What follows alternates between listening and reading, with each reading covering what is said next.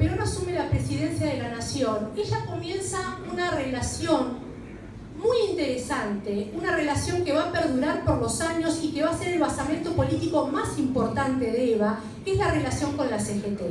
La CGT, y en primer lugar el gremio de la sanidad, fue el que le dio el puntapié inicial como para empezar una carrera y una proyección política que va a derivar en que esta misma CGT años más tarde la va a proclamar candidata a la vicepresidencia de la Nación, aún desconociendo y desoyendo los mismos consejos de Perón.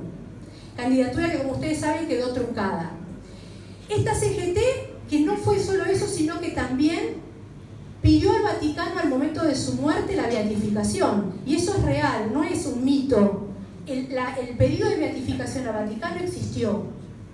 Existió por parte del gremio de la alimentación, que era el que comandaba José Espejo, secretario general de la CGT. Pero digo, ¿por qué se llega a este punto? Tenemos este primer momento de acercamiento con la central obrera, una Eva en que hace como una suerte de intermediaria ante Perón. Una Eva que después no solo va a ser intermediaria, sino que se va a poner a la par de Perón. A la par a tal punto que no había posibilidad de definir, o no hay posibilidad de definir al peronismo, ni al mismo Perón, sin tomar en cuenta la figura de Eva. Entonces, digo, esta construcción política que empieza la CGT se continúa con la fundación.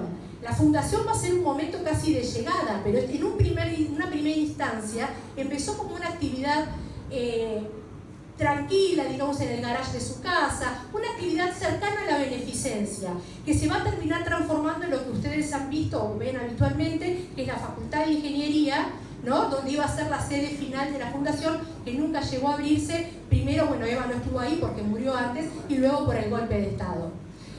Es decir, que esta actividad social iba a empezar como una especie de paliativos a las obras de gobierno, terminó transformándose en un superministerio que le otorgó a Eva un poder político inconmensurable, y por supuesto de la mano de la CGT, que iba a ser finalmente su, ¿cómo se dice? Que iban a continuar su labor, porque el secretario de la CGT iba a ser el vicepresidente de la Fundación Eva Perón después de Perón como presidente. Otro de los puntos importantes de la construcción política de Eva fue la ley de sufragio femenino. No fue el artífice ella.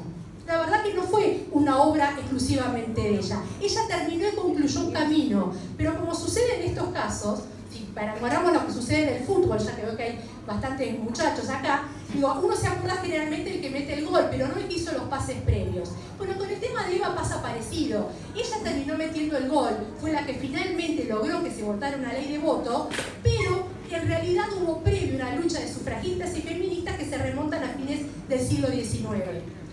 Pero también que es importante, no es solamente haber logrado la ley de votos, sino haber armado un partido exclusivo de mujeres que permitiera la movilización de mujeres peronistas de una manera única en la historia argentina y que no se volvió a dar. Mujeres que salieron de su casa para hacer política, pero que al mismo tiempo fueron elegidas en la lista de ese partido. Y de esta casa formaron por primera vez parte 23 legisladoras en un primer momento, diputadas nacionales, más las legisladoras provinciales, más las senadoras nacionales, más las senadoras provinciales, más las constituyentes provinciales. Tenemos un número que llega a más de las 300 mujeres electas, en un momento en que en el mundo las mujeres no tenían ese nivel de representación. Es decir, esta figura de Eva que estudiamos, que parece, digamos, el hada buena de la Argentina, que lo era, que era uno de los atributos que se le había dado, en realidad está mostrando por debajo una figura muchísimo más compleja y muchísimo más rica, que otorgó no solo la posibilidad de movilización de mujeres, esta relación e inclusión de la CGT y empoderando a la CGT también de una manera única, de ahí el agradecimiento y la relación mutua, sino también a estos sectores que estaban por afuera, digamos, del aparato que podía llegar a alcanzar el Estado Nacional.